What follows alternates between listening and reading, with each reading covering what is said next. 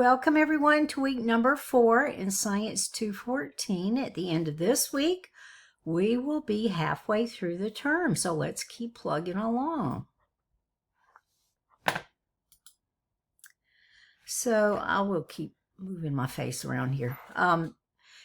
Last week you learned all about biases, different types of bias, and how bias is used in and is present in media outlet sources and that sort of thing that is used to sway public opinion and to make decisions and policies, and how if you're doing science you need to remove that bias if at all possible, because that is just not something that we want in science. It colors the way that you look at the world, it colors the way that you look at results and that sort of thing, and you want the results to be the results and not be open for opinions.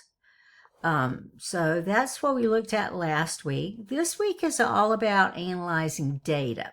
So your discussion board postings are about data trends. You can choose any kind of topic that you want. It can even be a social issue.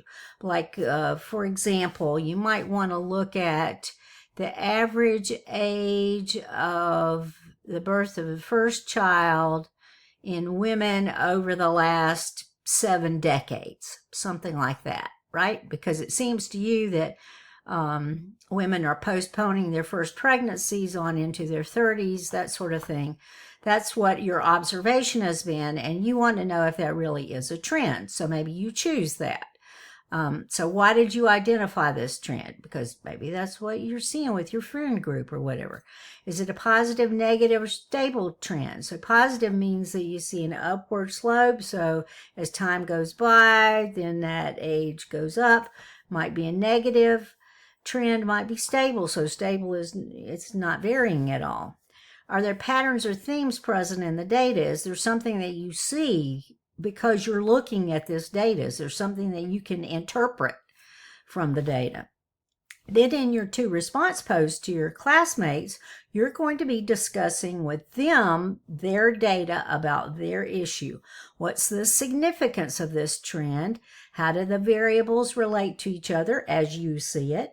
And are there any implications about this trend? So is there anything that you can project into the future about this particular idea or issue? So that's going to be interesting to see what you come up with. All right. Well, let me move my face again. There we go.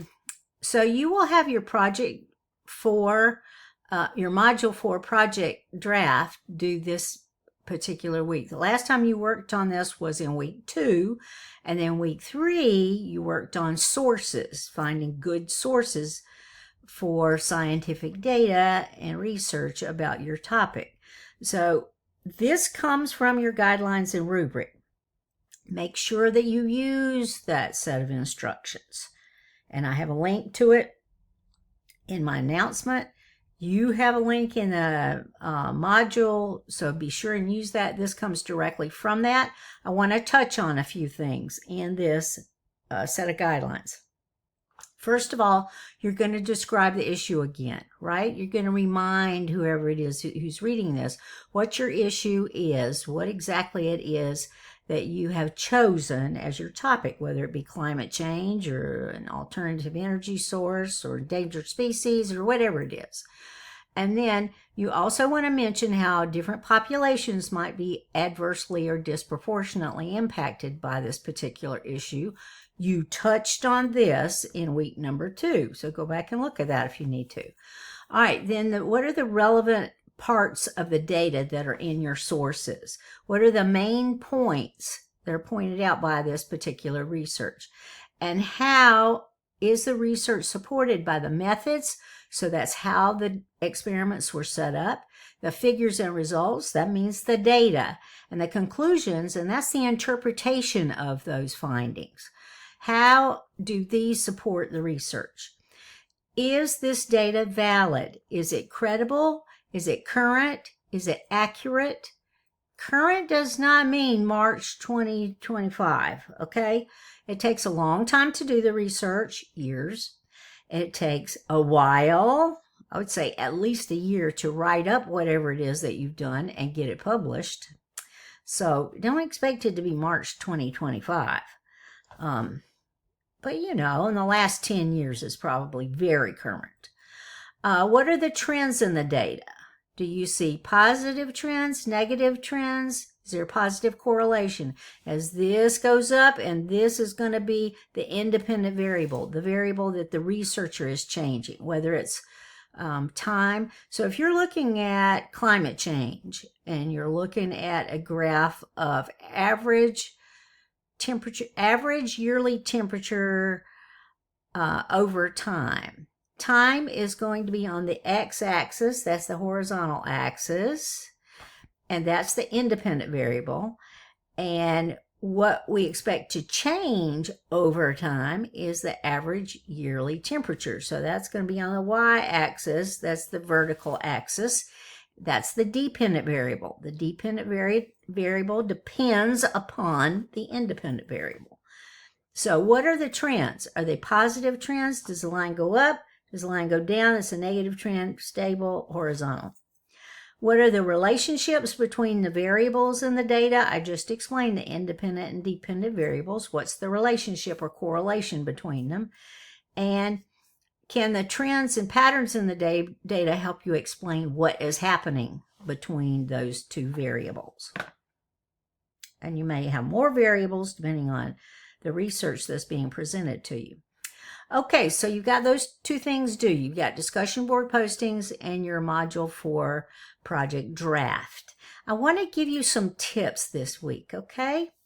Break your work into manageable pieces. All of us have little periods of time during the week when we can accomplish certain goals. I know I have to do this for myself. 15 minutes, 30 minutes, an hour somewhere. You might have a 15-minute break, downtime, and you can read an article very quickly. Or you might have a 30-minute lunch break where you expect you could get a little bit of work done on your laptop. Make your initial post for your discussion board, right? Break your work into manageable pieces so that you're not cramming in everything possible on Sunday night at 10 o'clock at night before the deadline of midnight, right? So give this a try. It will help take some of the stress off of you, I promise.